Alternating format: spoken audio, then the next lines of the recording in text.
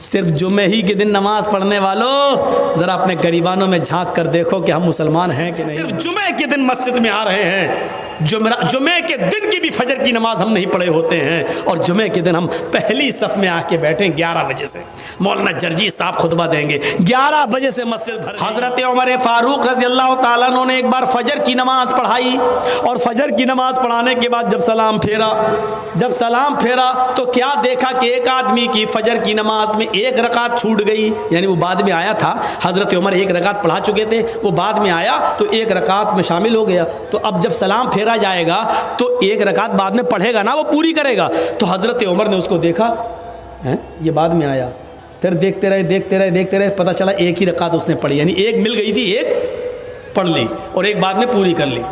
حضرت عمر نے اس کو کچھ نہیں کہا۔ جب باہر نکلے تو خفیہ جو CID ہوتی ہے، خفیہ CID جو گپت طریقے سے پتہ لگا کے خبر دیتی ہے کہ یہاں اسلام کے خلاف یہ لوگ ہیں، یہ ષڈینتر رچ رہے، تو خفیہ CID کو بلایا اور کہا کہ دیکھو وہ آدمی جو وہ دیکھو، وہ کہا ہاں دیکھا، اس کا نام ڈائری پہ نوٹ کرو۔ CID نے نوٹ کر لیا، کہا کہ اس کے بارے میں پتہ لگانا یہ روز دیر سے آتا ہے یا آج ہی دیر سے آیا ہے، نظر رکھنا، میں تو دوسری بستی میں دوسرے علاقے میں جا رہا ہوں، کل بھی دیکھنا اور پرسوں بھی دیکھنا، اگر کل بھی دیر سے آیا اور پرسوں بھی دیر سے آیا، اگر یہ 3 دن دیر سے آیا تو میں اس کو سزا دوں گا۔ CID نے کہا کیا سزا دیں گے؟ کہا میں اس کا داہنا ہاتھ کاٹ دوں گا اور بایاں پیر، یا دایاں پیر کاٹ دوں گا اور بایاں ہاتھ، ہم اس کا ایک ہاتھ کاٹیں گے اور اس کا ایک پیر کاٹ دیں گے، اگر دایاں ہاتھ کاٹیں گے تو بایاں پیر، اور بایاں ہاتھ کاٹیں گے تو دایاں پیر، اس کو خلاف سے ہم کاٹ دیں گے، ہم اس کو یہ سزا دیں گے۔ کہا امیر المومنین کیوں؟ کہا میں نے جناب محمد رسول اللہ کو یہ فرماتے ہوئے سنا ہے کہ منافقوں کے اوپر 2 نمازیں بڑی بھاری ہوتی ہیں، ایک عشاء کی اور ایک فجر کی۔ وہ عشاء کی نماز میں سستی کرتے ہیں اور فجر کی نماز میں تاخیر سے آتے ہیں، اگر یہ 2 دن اور دیر سے آیا تو میں سمجھوں گا کہ یہ منافق ہے، 3 دن اگر مسجد میں دیر سے آیا تو میں سمجھوں گا کہ منافق ہے۔ ایک وقت کی نماز چھوٹی تھی، وہ بھی ایک رکعت۔ صرف جمعے ہی کے دن نماز پڑھنے والوں ذرا اپنے گریبانوں میں جھانک کر دیکھو کہ ہم مسلمان ہیں کہ نہیں ہیں۔ اس کی فجر کی نماز نہیں چھوٹی تھی، ایک رکعت چھوٹی تھی، نماز تو مل گئی تھی، ایک رکعت تو ملی تھی، ایک رکعت بعد میں پوری کر لی۔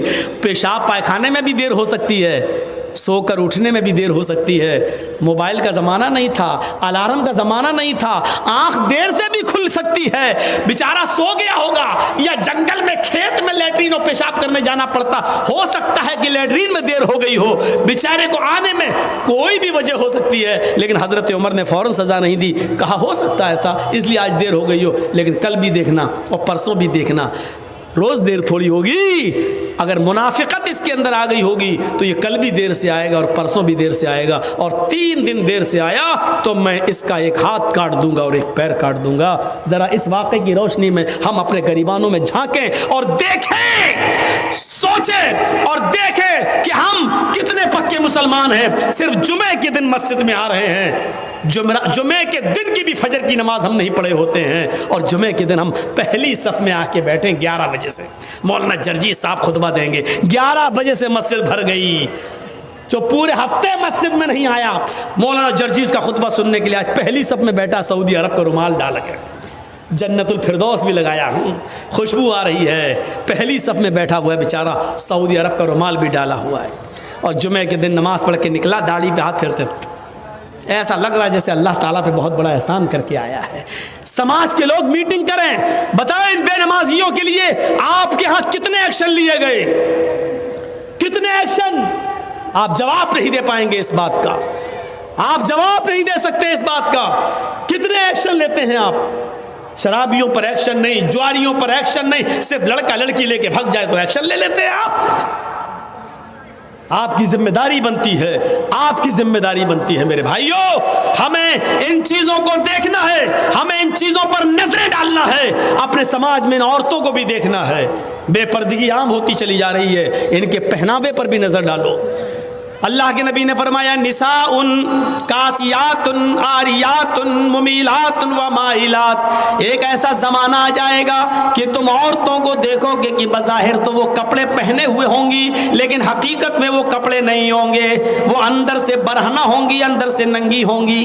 دیکھ لیجیے آپ ہاف آستین کے کپڑے پہن رہی ہیں، آپ جو غیر شادی شدہ ہے جن کی شادی نہیں ہوئی وہ شلوار سوٹ پہنتی ہیں، آستینیں کھلی ہوئی ہیں، دوپٹہ بھی اب سر پہ نہیں رہا۔ اللہ کے رسول جب معراج پہ گئے تو آپ نے دیکھا کہ کچھ عورتوں کو سر کے بال پکڑ کر ایک درخت سے لٹکا دیا گیا جہنم کے اندر، اور ان کو الٹا الٹا ان کو گھمایا جا رہا ہے، اور ان کے ہاتھ پیچھے سے باندھ دیے گئے ہیں، اور ان کے دونوں سینوں میں، عورتوں کے دونوں سینوں میں کھنجر ڈھونک دیے گئے ہیں یہاں سے، اور یہاں نکال لیا گیا ہے، یہاں سے کھنجر ڈالا یہاں نکالا گیا ہے۔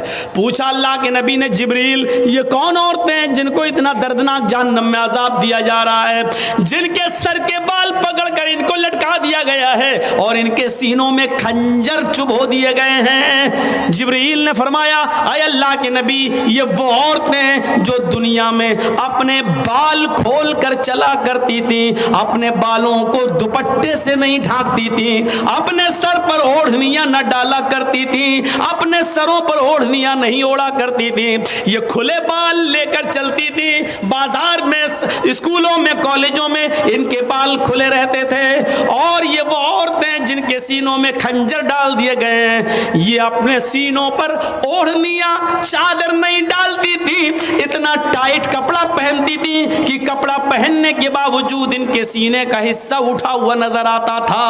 غیر مرد ان کے سینے پہ نظر ڈالا کرتے تھے، آج ان کے سینوں کو چبھو دیا گیا ہے، ان کے سینوں میں کھنجر ڈال دیا گیا ہے، ان کے سینوں میں کھنجر بھونک دیا گیا ہے۔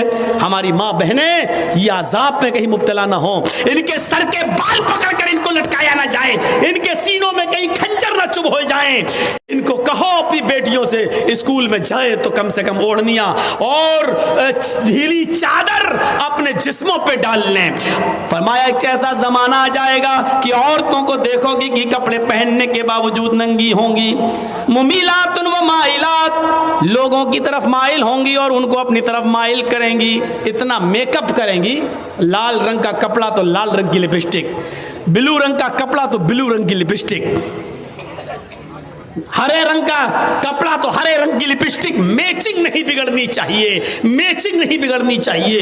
یہ میک اپ اتنا کریں گی کہ نوجوانوں کو اپنی طرف کھینچیں گی اور خود نوجوانوں کی طرف کھنچ جائیں گی۔ لا يدخلن الجنت ولا یجدن ریحها، یہ عورتوں کو جب دیکھو تو سمجھ لینا یہ عورتیں کبھی جنت میں داخل نہیں ہوں گی اور جنت کی خوشبو بھی نہیں پائیں گی۔ ایسی عورتوں پر اللہ نے جہنم واجب کر دی اور جنت کو حرام کر دیا۔ یہ عورتیں کبھی جنت کے اندر داخل نہیں ہوں گی۔ جنت میں داخلے کے لیے ڈھیلا ڈھالا کپڑا ضروری ہے، پردہ ضروری ہے۔ حضرت فاطمہ کا انتقال کا وقت آیا تو رو رہی تھی، کہا علی نے کیوں رو رہی ہو؟ ایک دن تو سب کو اس دنیا سے جانا ہے۔ کہا علی میرے شوہر، میری ایک وصیت ہے اس کو یاد رکھنا۔ بتاؤ تم میری بیوی ہی نہیں محمد رسول اللہ کی بیٹی بھی ہو، بتاؤ کیا وصیت ہے؟ فرمایا جب میرا انتقال ہو جائے، میری روح نکل جائے تو مجھے رات میں دفنانا، دن میں نہیں۔ عشاء کی نماز کے بعد اندھیرے میں میرا جنازہ لے کر قبرستان جانا، دن میں نہیں۔ حضرت علی نے کہا یہ تم نے ایک نئی مصیبت میرے اوپر ڈال دی۔ مان لو فجر کے بعد اگر تمہارا انتقال ہو جاتا ہے تو ظہر کے بعد دفن کیا جائے گا، ظہر میں انتقال ہوتا ہے تو عصر میں، اب فجر کے بعد اگر انتقال ہو جائے تب بھی ہم عشاء کے بعد تمہیں دفنائیں، یہ کہاں کی عقل مندی ہے؟ فرمایا اے علی، اے میرے شوہر، میرے اوپر یہ احسان کرنا جو میں آپ سے کہہ رہی ہوں، میرے جنازے کو رات کی تاریکی میں لے جانا، میرے جنازے کو رات کے اندھیرے میں اٹھانا۔ پوچھا ایسا کیوں کہہ رہی ہو؟ کہتی ہے کہ میں ایسا اس لیے کہہ رہی ہوں کیونکہ میں یہ نہیں چاہتی کہ میرے مردہ جسم پر پڑے ہوئے کفن پر بھی کسی غیر مرد کی نظر پڑے، میرے مردہ جسم پر پڑے ہوئے کفن پر بھی کسی غیر مرد کی نظر پڑے۔ میں چاہتی ہوں کہ میرا جنازہ جب اٹھے تو میرے کفن کو بھی کوئی نہ دیکھے، میری شکل صورت تو بہت دور کی بات ہے۔ حضرت فاطمہ کی یہ نصیحت تھپڑ مار رہی ہے. آج ہماری بیٹیوں اور ہماری بیویوں کے منہ پر, ہماری عورتوں کے منہ پر غور کریں. مرنے کے بعد کوئی نکاح نہیں کر سکتا ہے, مرنے کے بعد کوئی کسی سے دلچسپی نہیں رکھتا ہے. کتنی خوبصورت لڑکی کیوں نہ زمین پہ پڑی ہو, اگر مر گئی تو اس کی طرف کوئی انٹرسٹ نہیں لیتا ہے. لیکن حضرت فاطمہ کیا کہہ رہی ہیں کہ میرے انتقال کے بعد میرے مرے ہوئے جسم پر پڑے ہوئے کفن پر بھی کسی غیر مرد کی نظر نہ پڑے. ایک طرف اس پردے کو دیکھیے اور ایک طرف ہمارا سماج, ہماری سوسائٹی, اور اس سوسائٹی میں گھومنے والی آوارہ گائیں, آوارہ بھیڑوں کو دیکھیے. آج مجھے کہنا پڑ رہا, آوارہ گائیں, آوارہ بھینسیں, آوارہ بکریاں, آوارہ بھیڑیں, ان کو کہنا پڑ رہا ہے. آپ یہ مت کہیے کہ مولانا جرجیس مثال غلط دے رہے ہیں. ضرورت پڑنے پر قرآن نے بھی چوپایوں کی مثال دی ہے. اولئک کالانعام بل ہم اضل, یہ چوپایوں کی طرح ہیں بلکہ ان سے بھی زیادہ گئے گزرے. جب قرآن انسان کو اللہ چوپایوں کی طرح کہہ سکتا ہے, اگر ہم نے ان کو بے لگام گھوڑی اور بے لگام اونٹنی یا ہم نے آوارہ بھیڑ و بکری کہہ دیا تو کوئی غلط نہیں کیا, کوئی غلط نہیں کیا. ہمیں اپنے معاشرے پر نظر ڈالنا ہے. میرے بھائیوں, 1:02 ہو چکا ہے. مجھے کہا گیا پہلے آپ کو 9 بجے ٹائم دے دیا جائے گا. میں نے سوچا 11 بجے ختم ہو جائے گا, لیکن 11 بجے ٹائم دیا گیا تو اب ظاہر بات ہے کہ 1.5-2 گھنٹہ تو بولنا ہی تھا, بول دیا. اللہ سے ہم دعا کرتے ہیں کہ بار الہ ہماری خطاؤں کو معاف فرما دے, ہمارے گناہوں کو بخش دے, ہمارے سماج کی اصلاح پیدا فرما دے, ہماری ماں بہنوں کو پردے کی توفیق عطا فرما, ہم جمیع مسلمانوں کو ایک پلیٹ فارم پہ قائم کر دے. جب تک تو ہمیں زندہ رکھ, اسلام پر زندہ رکھنا, اور جب ہمارا خاتمہ ہو تو ایمان پر خاتمہ فرمانا. وما علینا الا البلاغ المبین. وآخر دعوانا ان الحمد للہ رب العالمین. السلام علیکم ورحمۃ اللہ وبرکاتہ.